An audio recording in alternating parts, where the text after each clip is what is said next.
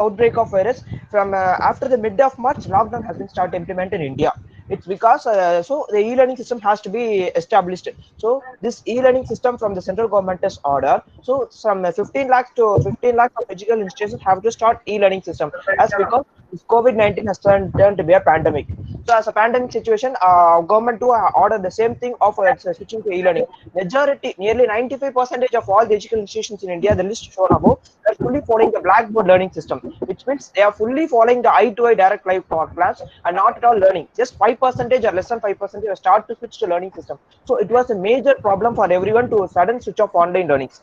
So after everyone is discussing about e-learning, what are the applications or abilities in e-learning? We should know about four important things. First and third, festival classes and meetings. So regularly in colleges, we use it to attend classes, right? So all these classes will be start to be in virtual, like Google Meet, the present Zoom, Cisco, WebEx, or Skype, everything. So everything will be started virtual. Imagine 30 students will be like 30 boxes. These 30 boxes are the active students who are listening. So we have to know whether they are listening or not. We have to follow everything.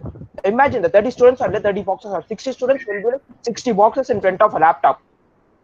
Second thing is a cloud solution for notes. For example, WhatsApp, Drivebox, or Google Drive are all the best example. So no more notes will be followed in Xerox copy alike. PDF notes or document notes will be circulated through our cloud solutions like online learning management systems, LMS systems.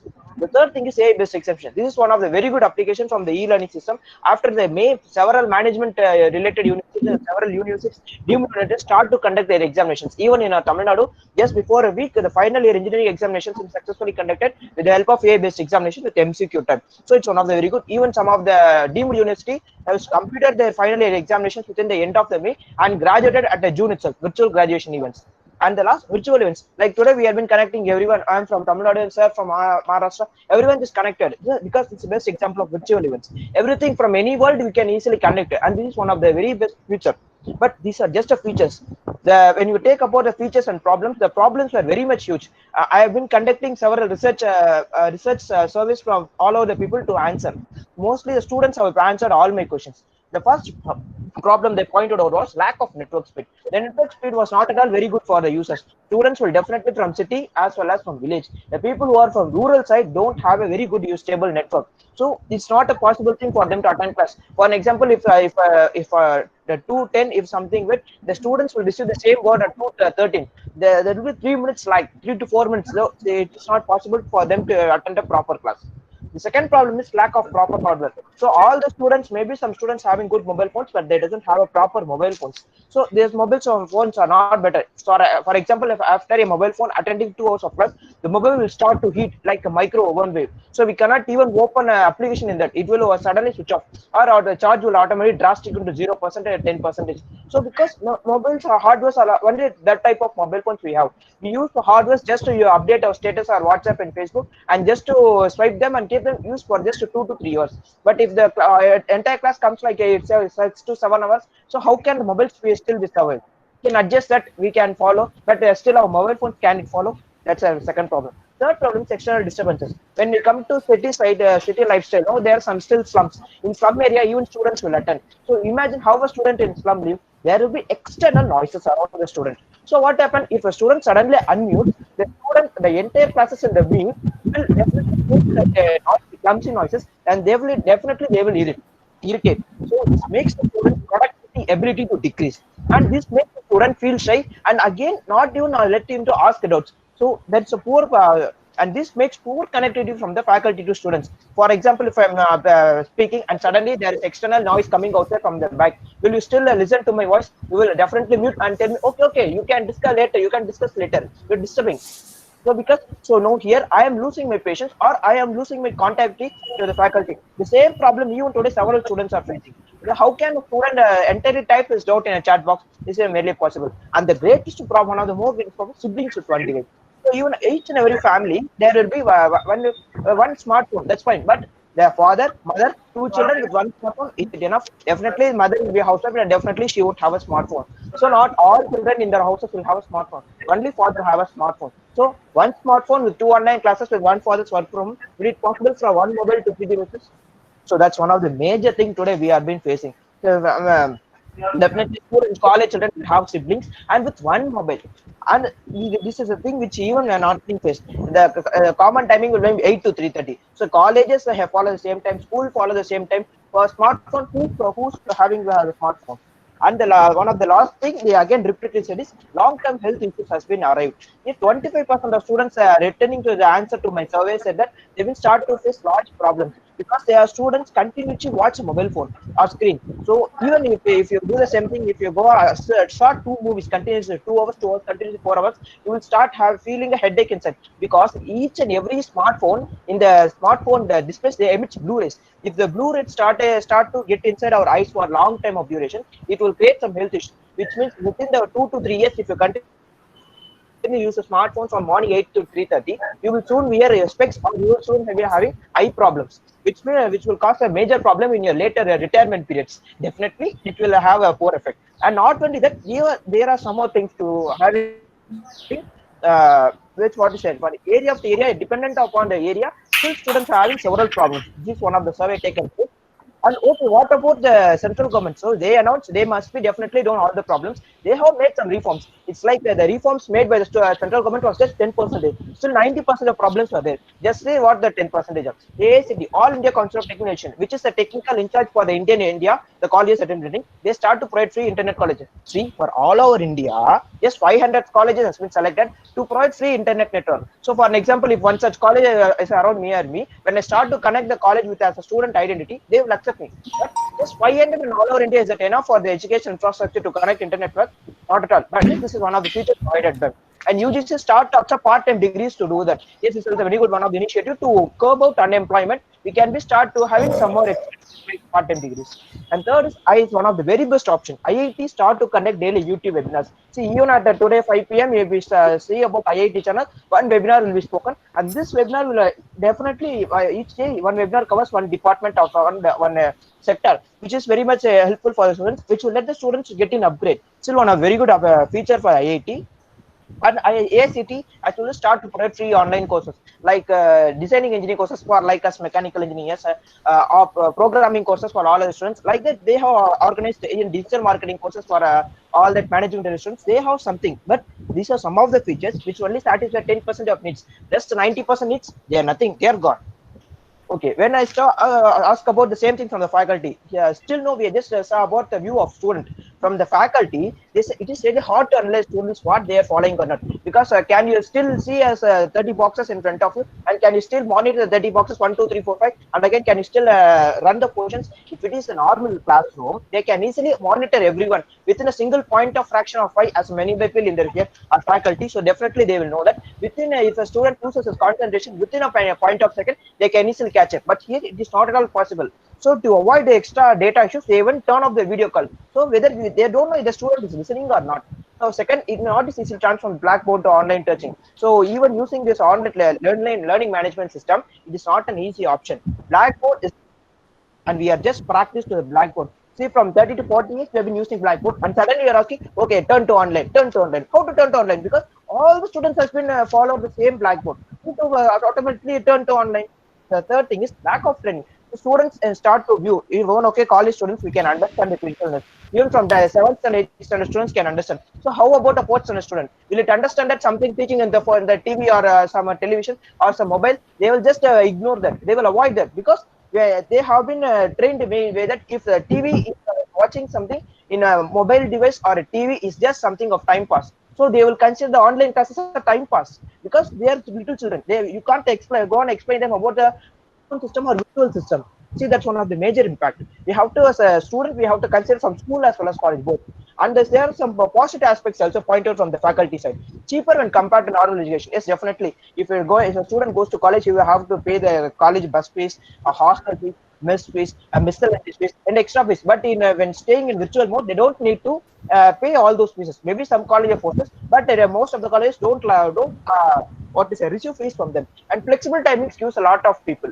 Yeah, and there's no need to transportation. For example, some of the colleges will be situated in and around the places, some villages inside. So students from all other places have to travel some 40 to 50 kilometers and college daily. That time, the journey, the tired can be easily reduced. because of this virtual system. So they don't need to spend their journey of 2 to 3 hours in buses. So we can get the time reduction, we get more time, and need of self concentration. Students doesn't have self concentration. If it comes to class, they can sit and they can have a mindset that our faculty is watching and we have to listen. But if it comes in front of a laptop, how the faculty will be see this? So there is not at all a self concentration or self discipline from the student. That is one of the major drawbacks that student doesn't all listening. So after that, we have some for faculty, and we also conduct another survey, the Google form survey from the students asking, do you have a printer, PC, personal computer, laptop, UPS, Wi-Fi connection, smartphone, active network in your home, siblings. And nearly from we have been asked about from our college. We have just conducted this within a college, and the 6 departments: mechanical, ECE, EEE, CSE, IT, and chemical engineering. All the 6 department students from 100 students are random. We selected, and they just answered a survey with the Google form, and the results were as we expected. So this shows how online system has been followed in the school or colleges. Means people with 84.3% doesn't have a printer. Means they have to study only PDF formats. Only PDF on top, they have to see or stare only the screen. So only 75.7% people doesn't have a PC at all. 63.3% of doesn't have a laptop at all. 77 people doesn't have a UPS at all. 66 doesn't have a Wi-Fi connection at all. So this one is more vigorous. 38% of people reply that they don't have a proper smartphone. As I said about the sibling problem. So 38% of people still in our college doesn't have a proper smartphone to attend the classes, which means only 62% of college can only possibly switch to a virtual mode. 30% there is no reason for them on why they are being avoiding. And next 45.7% doesn't have a proper network connection at all. Meaning the speed will be maximum from 0.1 to 0.10 kilobyte per second. Is it enough for to attend a meet or Zoom with 0.10 kilobyte per second? Definitely it won't be. A proper network, 70% people doesn't have proper network. They have been staying at rural places. They don't get a proper network. When they try to switch on the video call or unmute the call, the connection will be lost. That's all. They have to still be muted to attend the full class. And sibling chat, 45.7% of people say that they have siblings, but they doesn't have proper smartphone. And this is a reality. And this is where the small online education goes. So we have to face all this, and these are the hurdles that are facing. After listening as a recommendation, we have to discuss one day that we have some recommendations, right? As a recommendations are like, we have proper network solution has to be done by the central government. A crew should be formed from Telecom Regulatory Authority of India, higher educational people from MHRD, Minister of Human Resources Department, UGC, AICT. A network solution should be done. Like what if you go in railway stations, major railway stations, you'll be seeing about rail net with a light blinking. What is a rail net? It's simple. If a passenger comes to the railway station and stands in the platform, he can easily connect the free network connection to book his railway ticket. See, that's all. It's one of the network solution. He now doesn't need to pay anything for getting connection to the ticket, to the connect to the network. He's just paying the ticket. The Google the railnet is providing for a free internet network. Like that, for education, a proper network solution should be provided, and it should be provided to all the students. Or else the same 38% like in our college, it will be more in all other states, all other category. So proper training students should be given. So suddenly asking all the students to switch to e-learning, it is not a possible thing. A proper boot camp should be done to all the students as a common general procedure. If that is a huge, it will definitely make the student understand that okay, e-learning is something which we should everything learn with the help of internet or online. So even so, faculty watches, and even still we have to learn. We have the responsibility to let the students to teach about the things. And cloud solutions should be properly utilized. Or not all the solutions are not properly utilized. Everyone asking saying that there is what to say hundreds of learning management system LMS platforms are there, but still not everyone is utilizing all the platforms. That's a sad reality. Even Google Classroom is a very good LMS system, but how many colleges have been started adapting the Google Classrooms? No, nothing. They have been speaking everything, but we have been following nothing. That's a reality. Colleges should to come forward to use the LMS systems. Not only, I'm not saying some colleges. There are still some colleges who have been they're not using the platform. They have to encourage students and the teachers to use the same type. And the last recommendation is MOC type of learning. Like you see in NPTEL type, all the entire lesson for a single subject is subdivided into 4 weeks or 8 weeks or 12 weeks. So if the doubt comes from the student, definitely the doubt will be solved in such type of cases of teaching. But when it comes to normal existing type, the teaching has to be a little corrected to like MOC type, massive open online course type. See, in all the countries have been facing this lockdown, and all the countries' education system have started to virtual online. So we don't need to follow the entire 8 hours to 3 hours of classroom system. We can just tell to other countries' classroom system. We can little adapt and we can little get from what other countries are following. We can go otherwise. We can also change our education, existing education to MOC type of education. This will definitely create a creativity because each and every student who definitely we have engineering student will definitely watch an NPTEL video to for a clear understanding. So after watching the student, whether the student is okay or not, you will definitely have a proper concept. Like that, everything should be transformed to a MOC type of teaching. And this is my paper on any queries or doubts, please.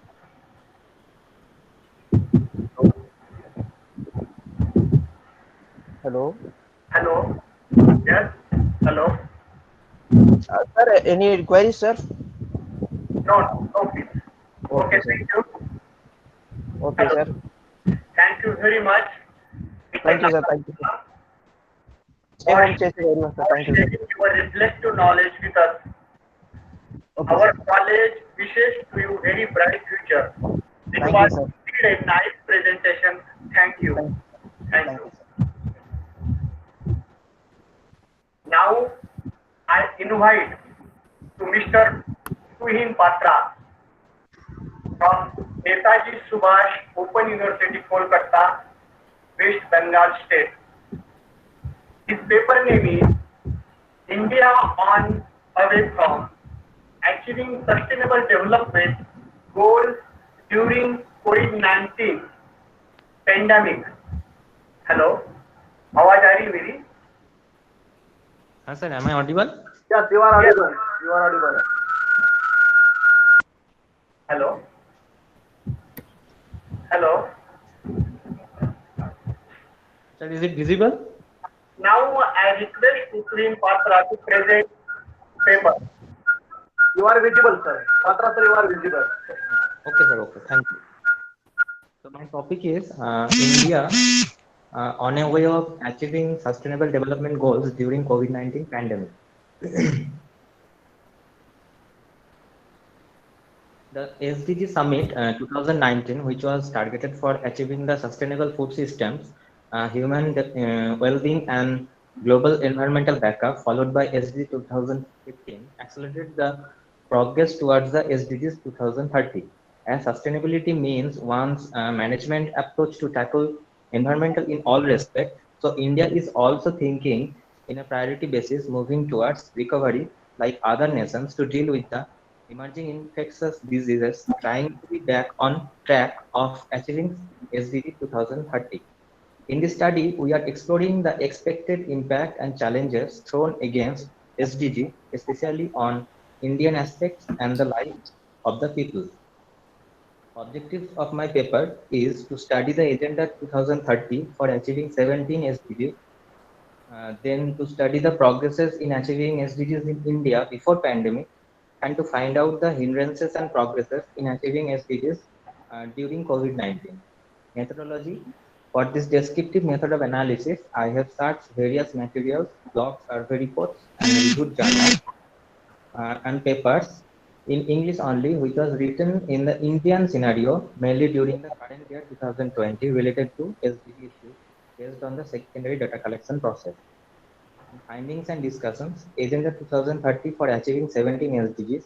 5 P's of SDGs, that is people, prosperity, planet, 3 P's and partnerships are achieved and which we have progressed towards specific SDGs in India before the pandemic are goal 1 in terms of zero poverty everywhere, goal 2 that is zero hunger through food security, nutrition and sustainable agriculture, goal 3 ensure well-being for all, goal 5 achieving gender equality and women empowerment, goal 9 make infrastructure to promote inclusive and sustainable industrialization to foster innovation, goal 14 conserve and sustainable use of the oceans, seas and marine resources, goal 17 rejuvenating the global partnerships. What are the regress and progress in achieving SDGs during COVID-19 in India? First of all, we will discuss about the hindrances or regresses. Pandemic effects on the well-being of individuals and households, age, gender, race, ethnicity, living and working conditions, health, travel, business, livelihoods, education, mental health, burden of care for and domestic violence for women. Finally, there are the aggregate effects across economies and societies in terms of economic recession, falling public revenues, and shrinking fiscal space, price increment, or quantity disruptions. Notably, the severity of impacts are influenced by pre-pandemic factors in terms of accessing clean water, living in unsanitary and overcrowded slums, and pre-existing non-communicable diseases. And what are the progresses? The planet has been rejuvenated due to absence of pollution, making the air fresh, the rivers pure, and the mountains clean. The fauna and flora have got scopes to grow in their natural habitat without any human intervention due to worldwide lockdown. Past progresses is diversified economies, increasing access to quality healthcare, and ensuring internet and digital access for schools have helped to mitigate the severity of adverse impacts. And at last, in the conclusion part, as the SDGs are tightly interlinked, progress or hindrance on one goal affects other goals during this crisis. The world is trying to overcome this crisis to restore global prosperity through promoting sustainable human health, that is SDG 3, intercoherence and coordination of national actions to make global partnership for development, that is SDG 17. Because no achievement of SDGs is complete without the coalition and prosperous human society to meet various equity needs. Today, no vaccine is discovered, justice are disturbed due to an increment in the deaths of citizens. The government of India, like other nations, has announced economic packages to boost the economy to achieve their SDGs. The pandemic is showing terrible outcomes as well as encouraging us to a realistic path on achieving the 2030 agenda and more sustainable future through stimulant sustainable facilities in economy, energy, agriculture, transport, optimal pattern of healthy living, technology, etc. The multilateral system and the priorities in particular will enable the world to build back better in a unified way. Thank you, sir.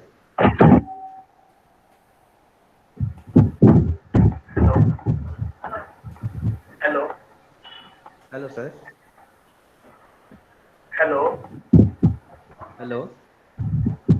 Thank you. Thank you, sir. Thank you, sir, for your nice presentation. Now, next paper presenter is Dr. M. Srinivas from College of Law, Kakatiya University, Telangana State. Dr. M. Srinivas' paper title is Reservations in Promotion for SCs and STs Recent Judicial Trends. Now, I request Dr. M. Srinivas to present his paper. Good afternoon to one and sir. At the outset, I sincerely congratulate Sant Ramdas Arts, Commerce and Science College for organizing this wonderful international conference. And I particularly thank Santosh Mane sir for giving me this opportunity to share my few of thoughts with this August gathering. So my title is Reservations in Promotions for Scheduled Caste and Scheduled Tribes, the Recent Judicial Trends. As of you know, all are well-educated, learned teachers are here also. So because of historical injustice done to socially and educationally backward class people in India, and as well as scheduled caste people and scheduled tribes, the Indian Constitution has provided reservations through Article 15 Class 4 and Article 16 Class 4 in educational institutions and as well as public sector employment, public employment. So Article 15 Class 4 says that the state can provide reservations to socially and educationally backward class people and as well as scheduled caste and scheduled tribes. So because of this Article 15 Class 4, the union government as well as state government is providing reservations in various educational institutions and as well as government employment. Likewise, Article 16 Class 4 also gives the power to a government to provide reservations in public employment for socially backward class people. Then, how to determine this backwardness, social backwardness? So, the Indian Constitution says that scheduled caste and scheduled tribes, because the scheduled caste is having a stigma of untouchability, so the criteria untouchability itself is enough to treat that particular class, scheduled class, as backwardness.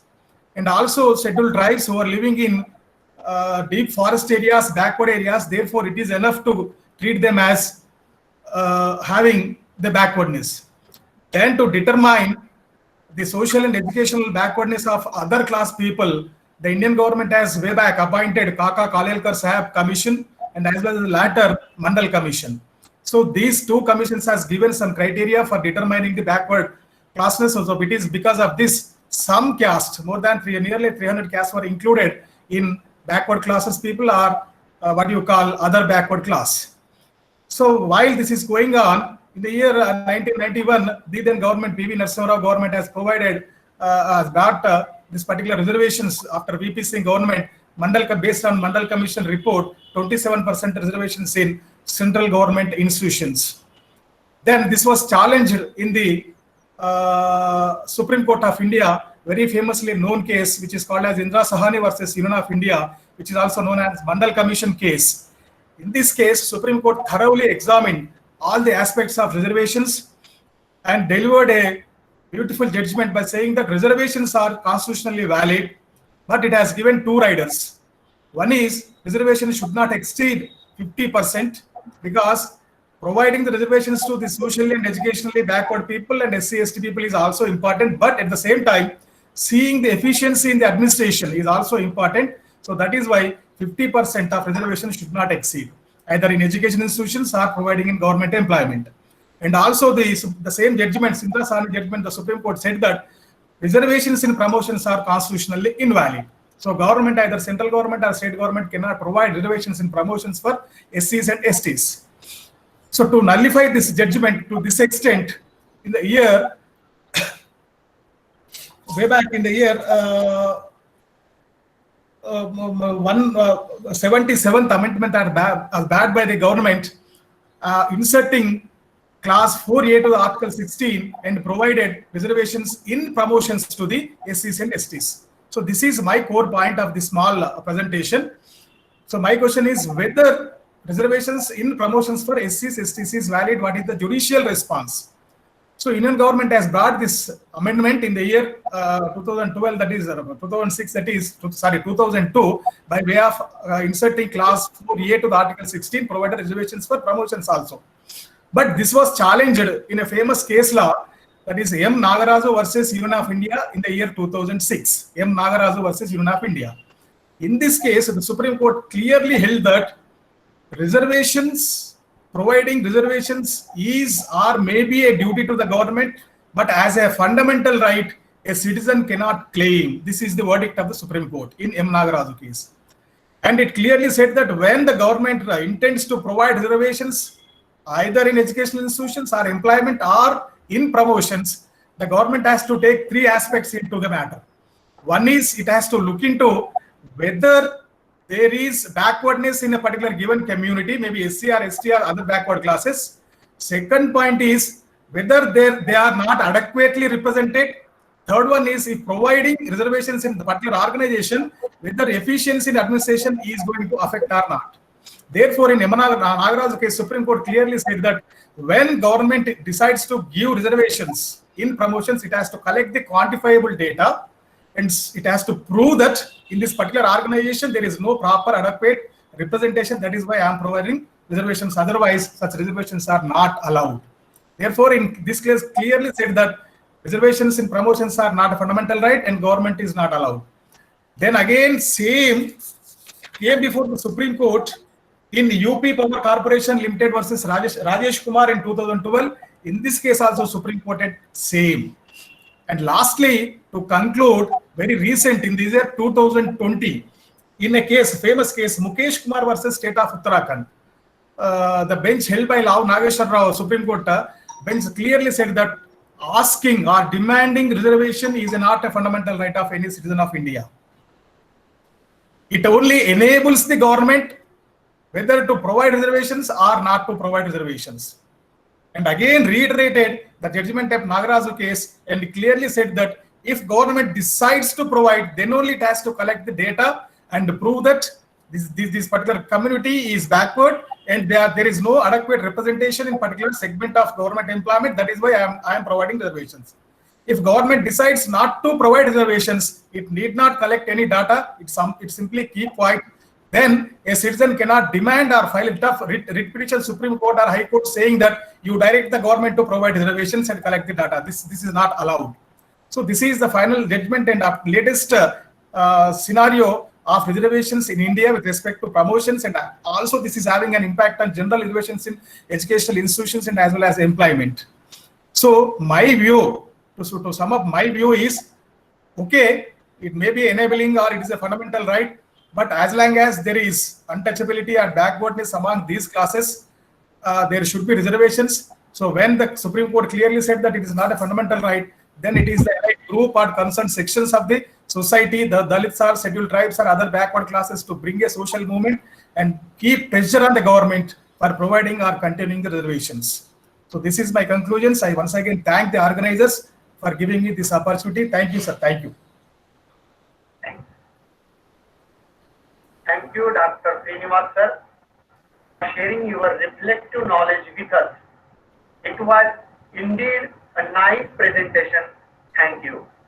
Thank you. Thank you, sir. Thank you, sir. Thank you. Now, I request, hello. Now I request to Sharfa Hassan from Jammu Kashmir State. Paper title is Digital Entrepreneurship and Sustainable Development from India. It's from University of Kashmir Management Studies. I request to Sharfa Hassan start Yeah. present. Yes, sir. Am I audible? Over to you. Yeah. Am I audible? Yes, ma'am. You are audible. You are audible, ma'am. All right, fine. Thank you.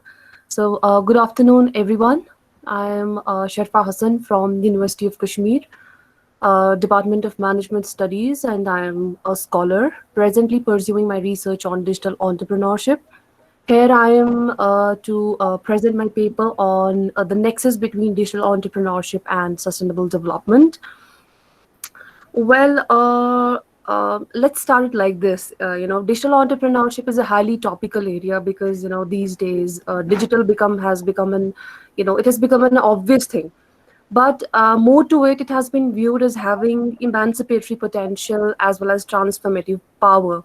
So the present study is an attempt to understand this relationship between digital entrepreneurship and sustainable development, but in the context of agriculture sector. So the context of our study is the agriculture sector in India. And we draw the findings of the study based on the biographical narratives of 15 agri-tech startups in India. And the findings basically elaborate 5 major domains where the relationship of digital technology and sustainability in agriculture has been explored. Yeah. So as we all know, entrepreneurship has been, it has long been viewed as a prominent vehicle to address social as well as environmental challenges, including climate change and social inequalities. But of late, the outset of net economy, the outset of digital economy, it has paramountly changed the structure of societies. So it has not only changed the context of business, it has also changed the context of everyday discourses of human life. So this economy is characterized by primarily 4 major technological innovations, including telecommunication, your information technology, media technology, and as well as entertainment. But what is more important in the perspective of my paper is that there is enough literary evidence to the fact that digital technologies can be effective for addressing the challenges entrepreneurs face in their pursuit of developing sustainable business models. So this is one perspective, but in this vein, in this vein, we can also say that the nature of digital technology uh, is transformative, and it has paramountly changed the nature of entrepreneurial activity and major approaches to address the issues of sustainability. Since we all know digital technologies have been documented to offer tremendous possibilities for creating new entrepreneurial ventures, but at the same time, they can support environmental, social, as well as economic value creation. So, in this vein, the present paper is an attempt to understand the nexus between digital technology and sustainable development in the context of agriculture. Sustainable entrepreneurship, if we look at the concept of sustainable development is a futuristic orientation, where we have an aim of meeting the needs of the present, but we don't want to compromise what is there left for the future. So we want our future generations to meet their own needs. So basically, the Brundtland Report in 1987, it basically started from that. So it's a way of organizing society with a long-term orientation. So in that long-term orientation, we have an aim of preservation of the environment as well as natural resources. Since a world has witnessed numerous examples of economic, social, and environmental crises owing to industrial revolution, uh, these things have brought mass awareness about the importance of sustainable goals. So from the business perspective, this was the general concept of sustainable development. But from the business perspective, sustainability refers to both entrepreneurial and entrepreneurial goals. Entrepreneurial strategies, which are cardinal for developing an integrated mechanism for addressing social, environmental, and economic issues. So this is one branch of literature which was important for the present study. Then we have digital entrepreneurship. And after going through the cursory look of digital entrepreneurship, I will come to the nexus of digital entrepreneurship and sustainable development. So digital entrepreneurship is a subcategory of entrepreneurship which entails the pursuit of opportunities based on the use of IT, basically digital media. Fine. So this type of this is a specialist branch of entrepreneurship that has led to democratization of entrepreneurial phenomena, because as we all know, there are very less impediments. There are very less spatial as well as temporal impediments that provides a broad horizon over which business models can span across. So in this vein, connecting sustainable development and the benefits of this digital technology, we have arrived at the nexus of these two things in the present context. So in order to achieve this goal, we used an interpretive case study methodology. We basically used biographical narratives of 15 entrepreneurs. So semi-structured interviews were used as a means to get deeper insights about how technology can enable agricultural activity, which is by far the most remotest historical profession in the world, and how it can empower the farmers. We basically use Startup India online portal to identify the entrepreneurs that match the objectives of our research. So we selected 15 listed entrepreneurs from the same list, and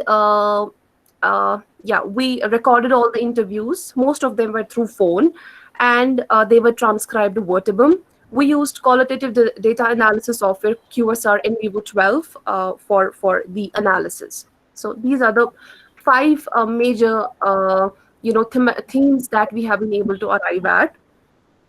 Number one is the pricing of produce. So based on the analysis, we arrived at these five aggregate dimensions, and these are deemed to be the substantive findings of our study. Number one is pricing of produce. Many startups from our study, including Agribolo, they provide farmers online services based on aggregator model. So that is basically helping farmers connect to experts, developmental and as well as training institutions. So these are the platforms, online platforms, where they learn the mechanisms of price setting, and they understand the dynamics of demand and supply and what should be the optimum price for their produce. So demand and supply analytics, online transparent pricing, and real-time pricing, they are the major sub themes in pricing of produce. Then we have equipment marketplaces. These agri-tech farmers, including, say for instance, two of them, Farm to Folk and AgroWave, they provide IoT wireless, soil sensors. They provide farming equipments that these farmers, they are still not aware of. There's a one more startup, namely Gold Farm. They provide solar powered pumps to over 25,000 farmers. They're connected through mobile apps. So, with farming as a service, some of the platforms connect farmers, in fact, farm equipment manufacturers, and governmental schemes in the interest of farmers. So, there are AI-based testing and measurement, which the farmers had no idea of, and drones and thermal imaging services. They are the major sub themes of equipment marketplaces, which have really, really helped these farmers. Then we have digital workflow. There are many other mobile-based platforms that are helping farmers grow vegetables and fruits on mini farms, and they can monitor the process of growing food on a real-time basis. For instance, Farmazon.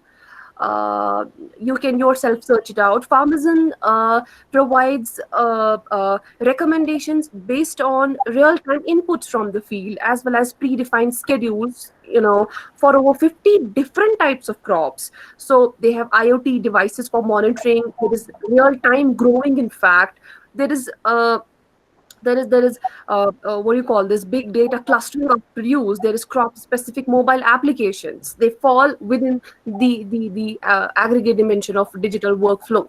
Then we have smart supply chains. Many of the startups that we studied, they also provide platform-based access to supply side of the market. For instance, we have a startup, namely Ninja Cart. They enable retailers to directly purchase their raw material from farmers without resorting to middlemen. So this has benefited both the sides of market. So they provide web-enabled connection to wholesalers.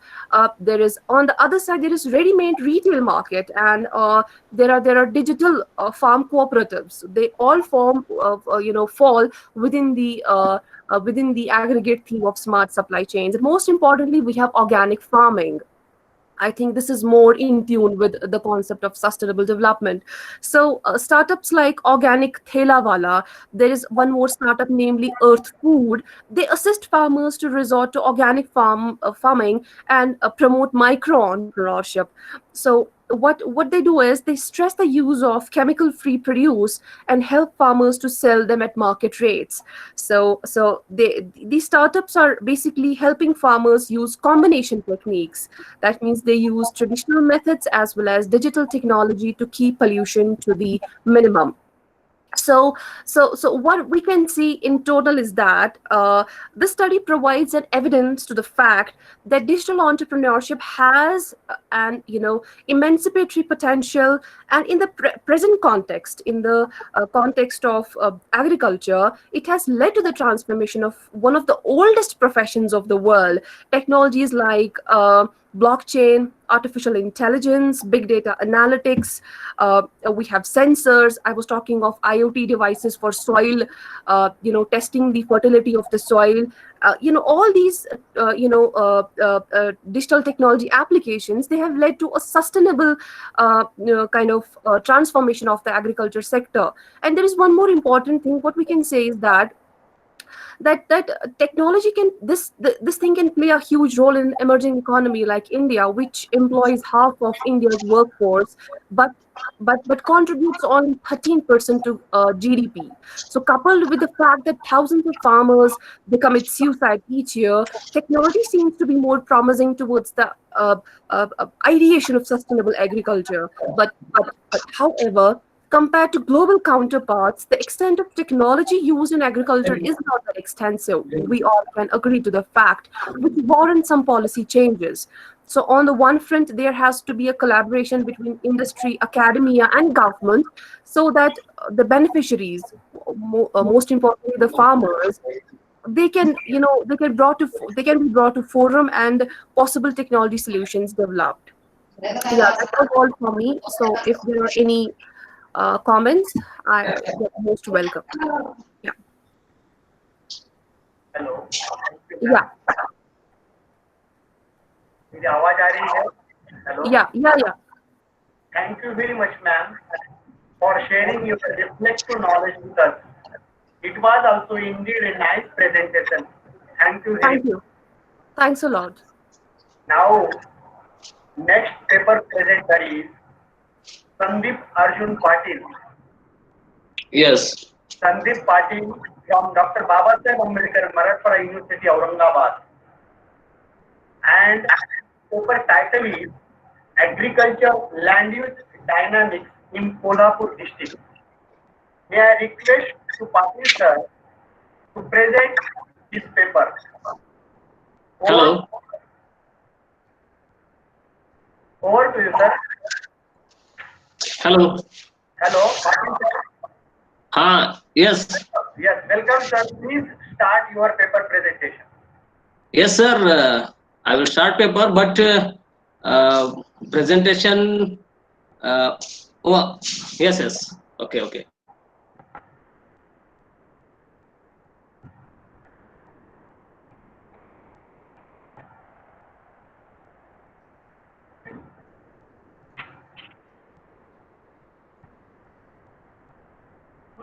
Hello, Hello.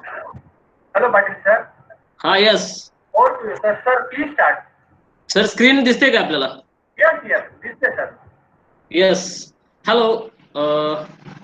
Hello one and all. I am Mr. Patil Sandeep Arjun, research scholar, Dr. Babasaheb Ambedkar Marathwada University, Aurangabad. On this auspicious occasion, I am going to present research paper on agricultural land use dynamic in Kolhapur district. Next is scheme of presentation. This is the scheme of presentation. I will beginning with the relevance of topic. Then I will go through objectives, database, and methods. I will conclude the same. Relevance of the topic. Agriculture is the basic economic activity since the long period in our country. The study of agricultural land use with special reference to major crops and the special distribution of the same, which could be satisfactorily helpful to understand the socio-economic transformation of the society in any region. In view of that, attempt has been made to evaluate the changing nature of area under major crop as well as net sown area and irrigated area at Tehsil scale in Kolhapur district. The offshoots of the Western Ghats traversing from southwest to northeastern direction are characterized by the steep under undulating topography with heavy rainfall, which create barrier in the development of agriculture in this region of Kolhapur district. The study relevant the major changes in the area under major crops have been noticed in this region. Objective of the study. The specific objective of present study is to study the physiographic aspect of study area. Second one, to assess the spatial distribution of changing area under major crops in Kolhapur district. Study area. Kolhapur district, India has been selected as a study area from this work. Location study area extended between 73 degree and 40 minutes east to 74 degree 42 minute longitude and 15 degree 45 minute north to 17 degree 10 minute north latitude. Population area 7,685 square kilometer. These are the my study area. Database, special data, second data, one agricultural land use, SRDM, DEM, 30 minutes rainfall distribution, source socioeconomic abstract of Kolkata district, 1991 to 2011, USGS Stroller web browser and global weather data for Tehsil boundaries, source Diva web browser. The above data have been analyzed in Microsoft Excel 2019 and GIS software. Result and discussion. Kolhapur district evaluation model. Second one figure slope of study area. Third figure hillside pattern of study area. Fourth figure aspects map, contour maps. Sixth figure drainage diagram. And this table number 1 is showing the tehsil wise total swan area and total irrigated area with their present percent growth during 1991 to 2001. It is revealed that in Karvir Tehsil highest percent growth in total swan area has been witnessed during 1991 to 2001. When we see the total irrigated area, it's shown that Shirol and Karvir Tehsil were having highest area under irrigation in 1991, as in 2001, Hatkalang land Karvir Tehsil covered maximum area under irrigation. Second table is Tehsil wise total swan area and total irrigated area with present growth 2001 to 2011. Total swan area highest, Gagan Bauda highest growth, and Kagal is the lowest growth, minus 40.10, and total irrigated area highest growth 241.66, and lowest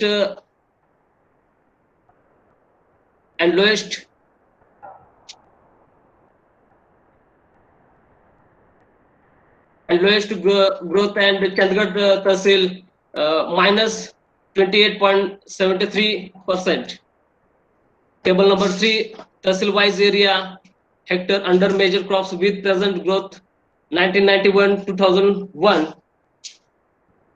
Table Tehsil wise area under major crops with present growth 2001 to 2011 as rice, sugarcane, and groundnut. Rice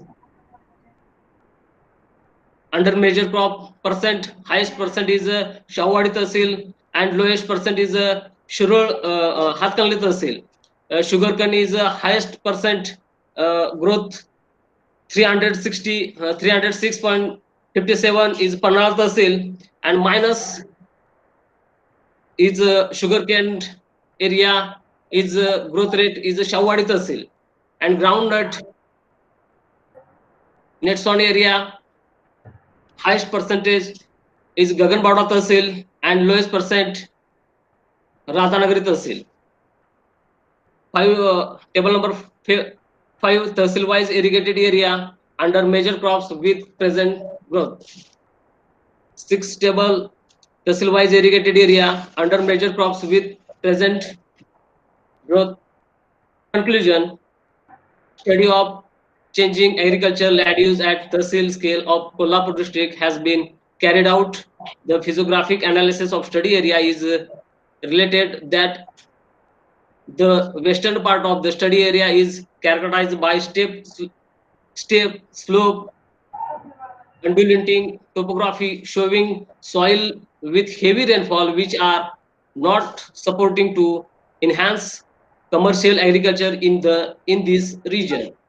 The Tehsil wise data under net sown area and irrigated area emphasized that in the initial phase of development, Eastern Tehsil have shown phenomenal increasement in the both.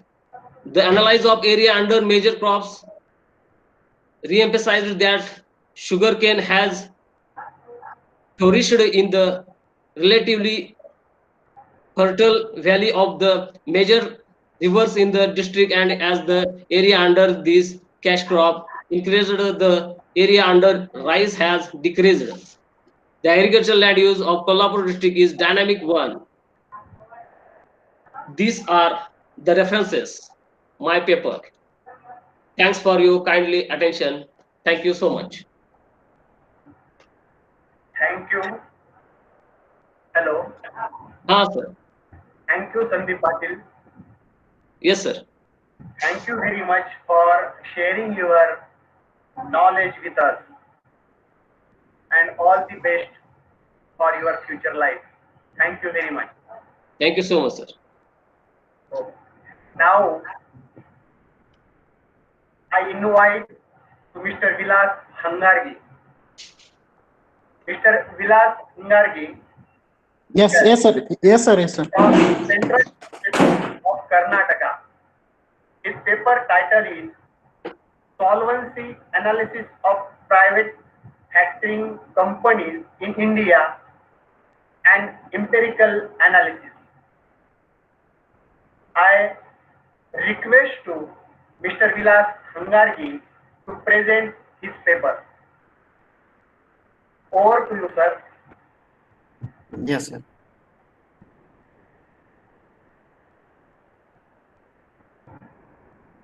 Sir, please start. Yes, sir. Yes, sir. I'm just sharing my screen, sir. Yes.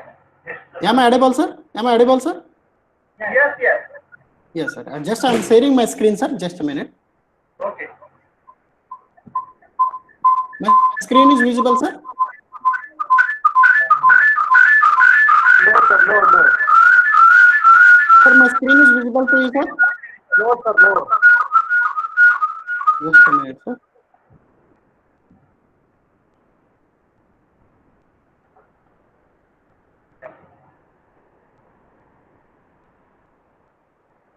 माने sir. हाँ sir बोला. Screen दिसत नाहीये sir. हाँ त्याची दिसत नाही screen. Yes, sir. Yes, sir. I'm trying to. I'm doing, sir. I'm doing, sir. Just a minute, sir.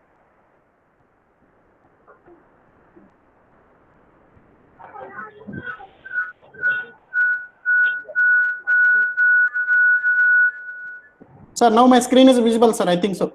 Yes. Your screen is Yes, sir. visible. Yeah. Yes. Good afternoon to the organizers of this international conference, and special thanks to Santosh Mane sir for giving me this opportunity to present my research work in this international conference. With your permission, sir, shall I start, sir? Yes, sir. Yes, sir. Yeah, myself, Vilas Hangargi. I'm a research scholar in the Department of Commerce in Central University of Karnataka. So today I'm going to present my research paper on the topic entitled Solvency Analysis of Select Private Factoring Companies in India and Empirical Analysis. So as we know, in India, MSMEs are playing vital role in providing like employment and exporting the products to the other countries. So these MSMEs are meant to supply huge mean to render the huge like tenders from the government institutions or other private big institutions to provide their necessary raw materials, or you can say ancillary products to the big organizations. While after supplying the necessary ancillary products to the big organizations, these MSMEs are meant to wait for a payment, that repayment of against that product supplies to the big organizations are meant to be 6 to 7 months delays, means to be wait for 6 to 7 months. In this process, MSMEs came across to lack of in working capital to manage their routine activities, that is product manufacturing the products.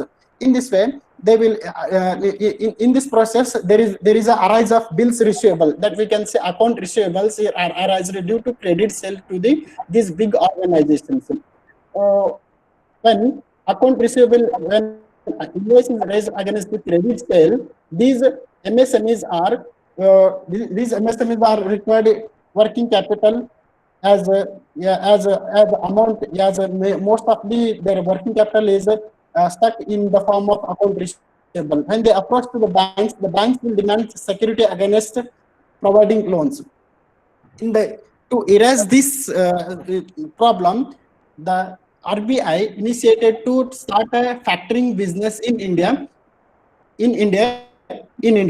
So these factoring companies, what they will do, they will finance the MSMEs against their account receivables without any security against the loan. So if the account receivable is having an 1 lakh rupees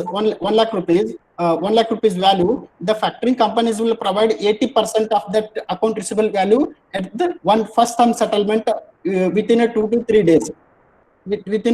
days. After remaining 20% amount will be kept. They will keep for future deductions of this interest and interest on the loan advance payment provided by the factoring to the MSMEs.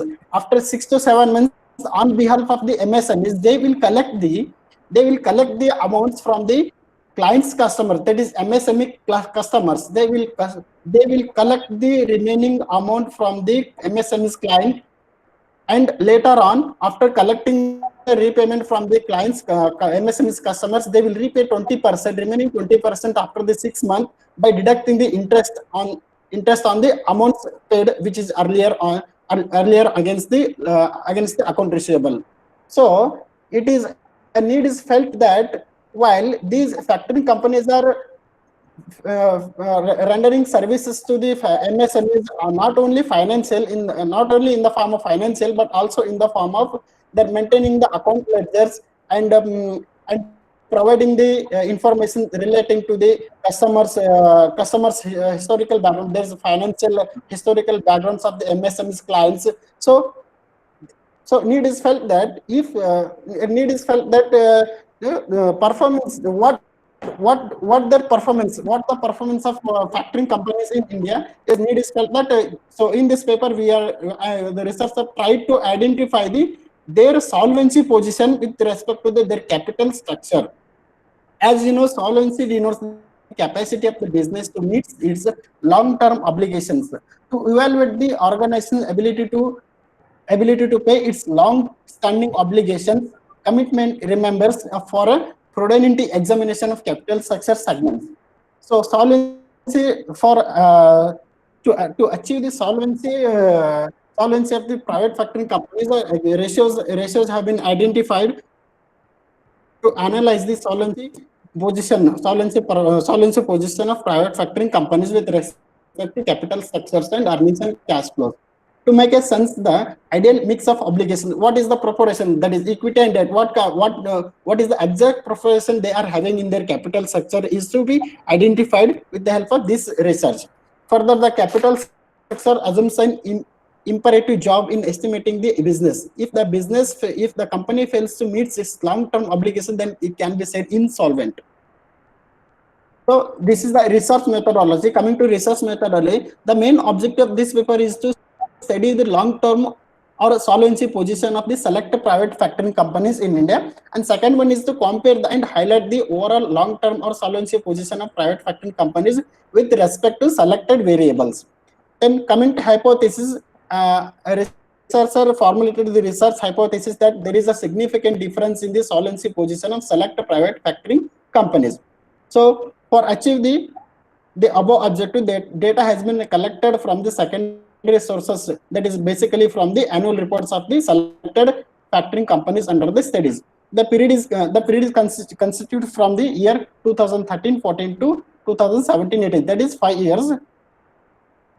And sample, thus 3 private factoring companies that have been registered with the RBI as a NBFC factors as on March 29, 2020 were selected. The following are the private factoring companies, which are India Factoring and Finance Solution Private Limited and Pinnacle Capital Solution Private Limited and BB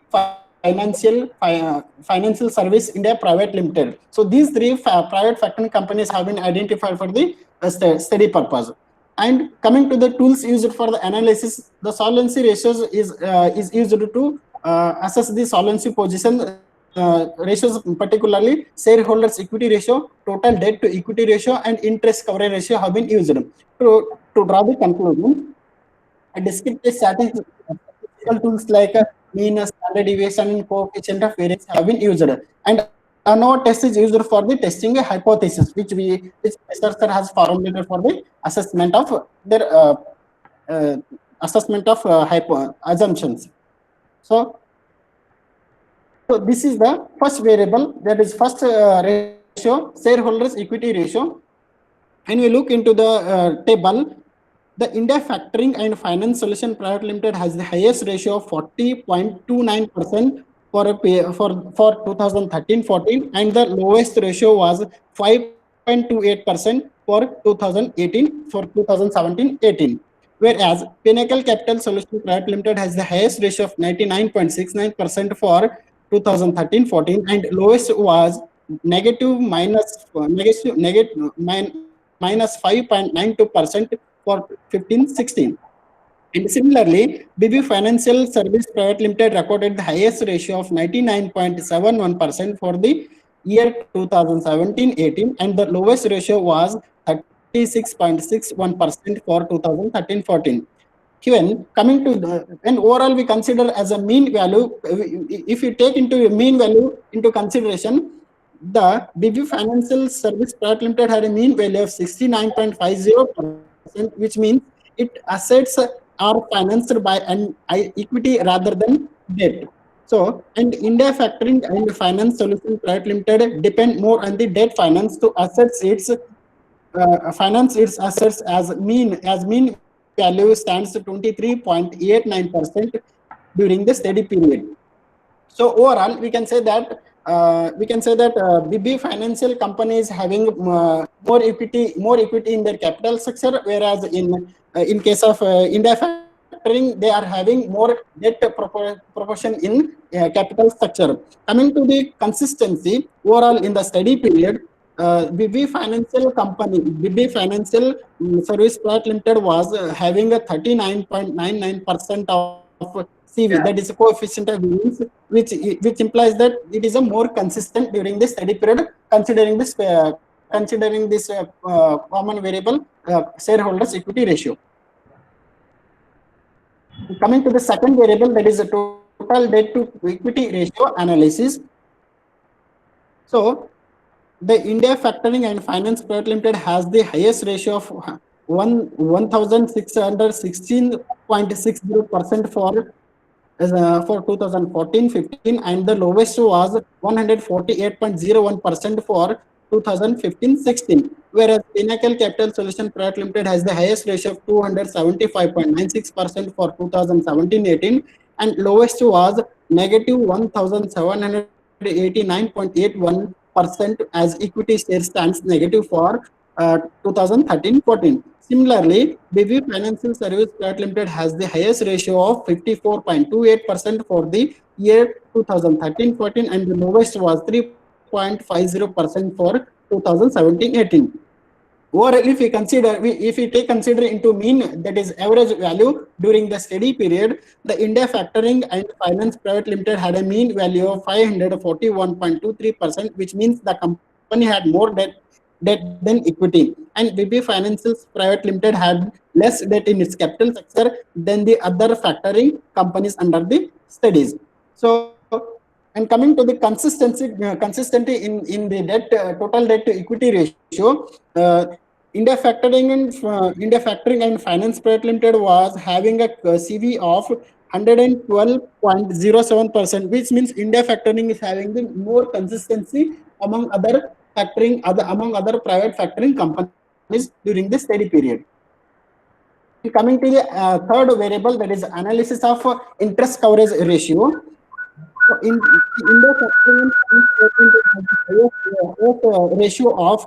highest ratio of 1.94 times. Hello, Hamgargi sir, come to conclusion. Yes, sir, yes, sir, I'm coming. Last one, coming, sir. Times for 2016-17 and lowest was negative 2.98%. And overall, we consider that the Pinnacle Capital Solution Private Limited manages to generate enough money to meet its interest expenses, and the remaining private factoring fails to generate enough money. So this is the ANOVA result for testing hypothesis. During the study period, all the factoring companies fails to manage. There is a when coming to the particular one variable, that is shareholders equity ratio. There is no significant difference between the values of shareholders equity ratio. In the same way, remaining variables, that is total debt to equity ratio and interest coverage ratio, also there is no any significant difference between the mean values of private factoring companies. Coming to the conclusions, the average shareholders equity research indicates that BB Financial Services Private Limited shows adequate security to the security for its creditors.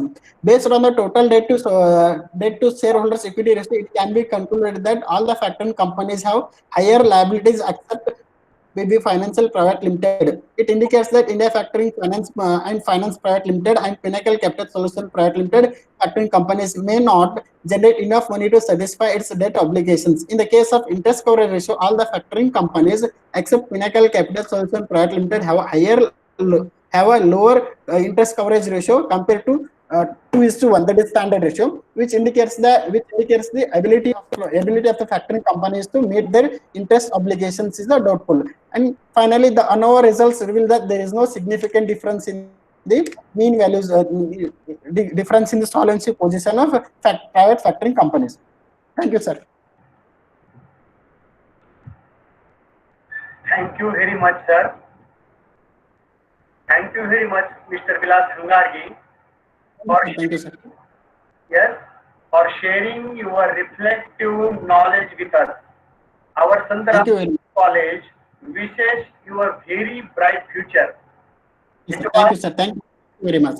It was indeed a nice presentation. Thank you. Thank you very much.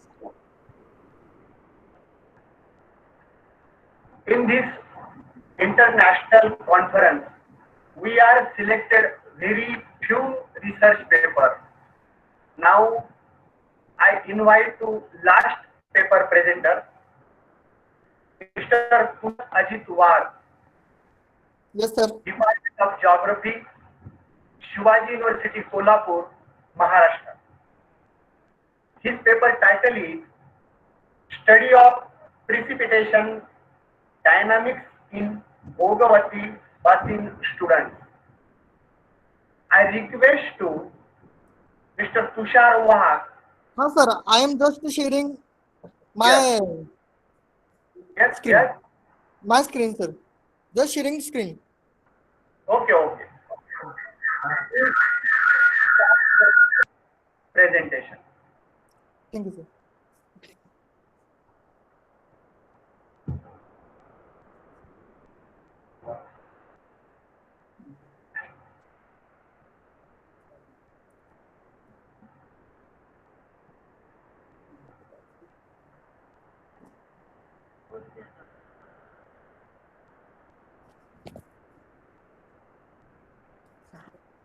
Sir? Hello? Yes, your screen. Yes, sir. Good afternoon, everyone. Good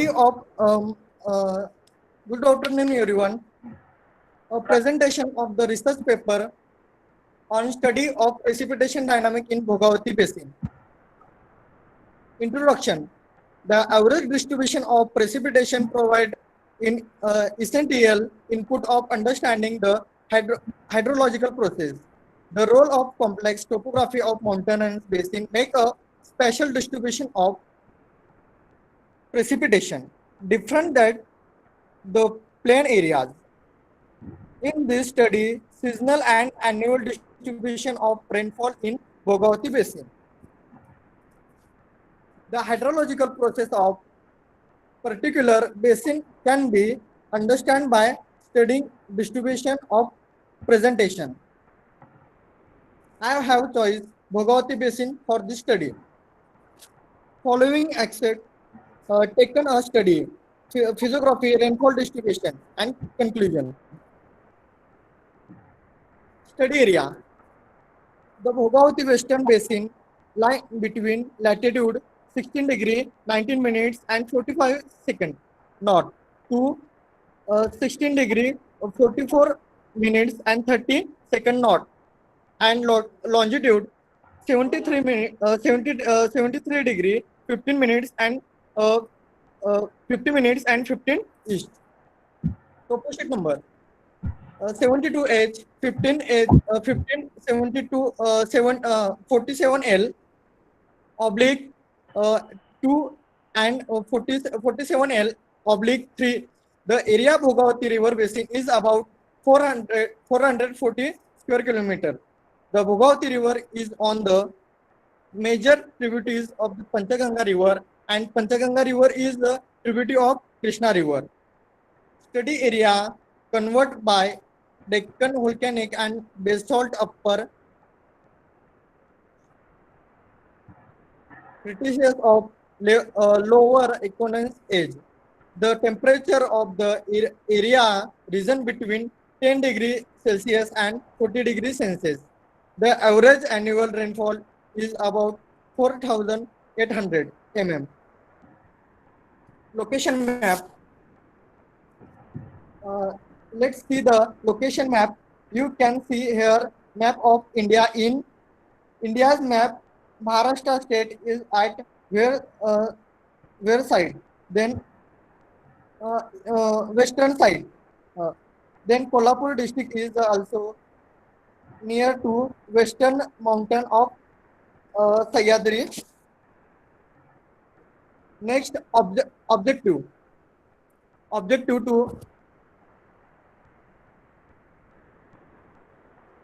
to study the physiographic setting of study area, to find out, analyze the spatial distribution of rainfall. Methodology. The present study is based on the spatial rainfall distribution and variability of Bhagavati River area. The 10 years for 2003 to 2013 rainfall data collect for global weather data. And we have studies on raw data of rainfall distribution in area of year 2019. Disaster management of Kolhapur, office Kolhapur. Interpollution is one of such geostatistical methods in which use now value at slanted point to generate a continuous surface, giving us prediction of value at Hello, point. sir. No, sir. You go to core value of chapter and conclusion. Thank you, sir.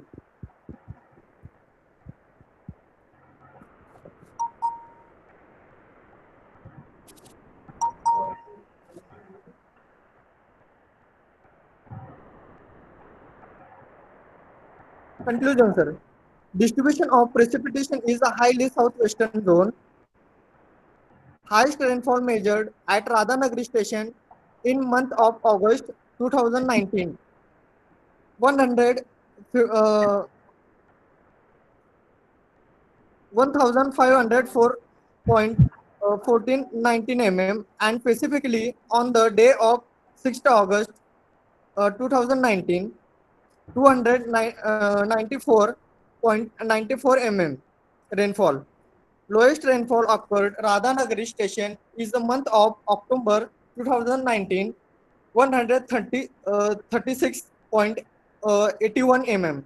Highest rainfall measured at Bid station in monthly of August 2019, 593.775 mm, and specifically on the day of 6 August 2019, 106.88 mm.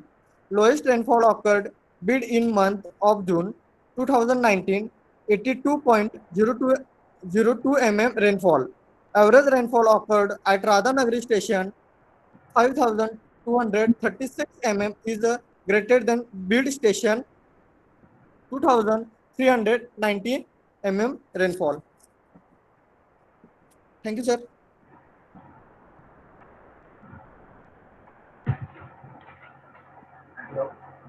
हाँ sir. Hello, हाँ sir. Hello. आवाज आ रही है? हाँ sir, आवाज आ रही है. Okay.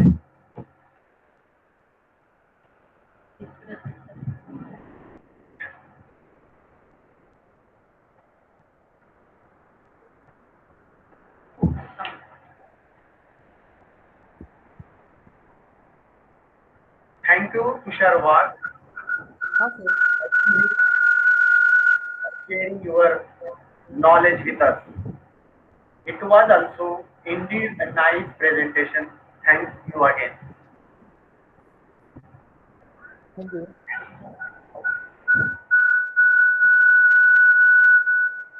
Hello, हाँ सर, थैंक यू. इस इंटरनेशनल कॉन्फ्रेंस का थर्ड सेशन सभी पार्टिसिपेंट को टेलीग्राम पे दिखाया जाएगा. समय के अभाव से हम थर्ड सेशन टेलीग्राम पे दिखाएंगे. Okay, thank you.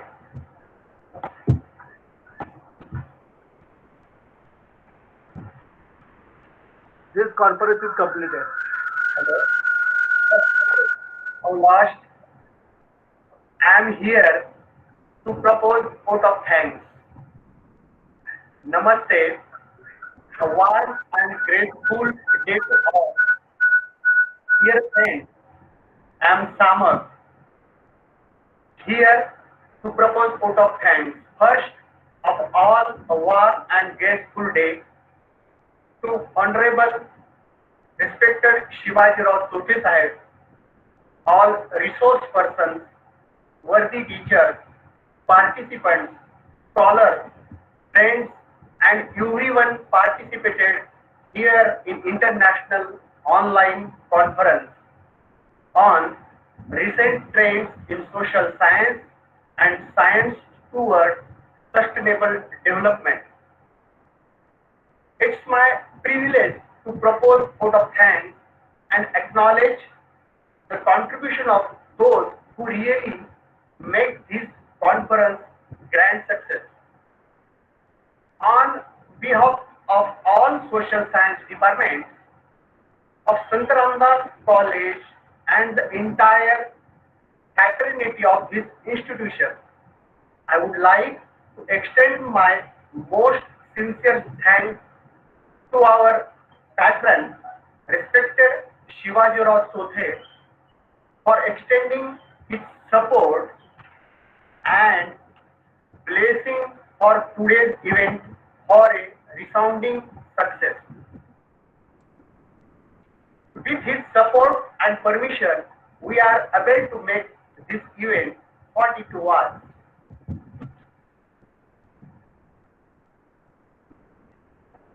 On behalf of my college, I extended my gratitude to resource person Dr. Sunil Madhukar Gowde, National Petroleum Construction Company from Abu Dhabi. And second one is Dr. M. Suryavanshi, Professor and Head, Department of Geography, Dr. Babasaheb Ambedkar Marathwada University, Aurangabad. And next one, Dr. M.F. Nadab, Professor from Sri Mallikarjun College, Goa State. Then Dr. Chandrakant Namjo Kokate, Department of Economics from Dr. Babasaheb Ambedkar Marathwada University, Aurangabad. Next, Dr. Dada Saheb Uttam Rao Mote Sir, Principal, Saraswati College, Kej, District Bid from Maharashtra. Then Dr.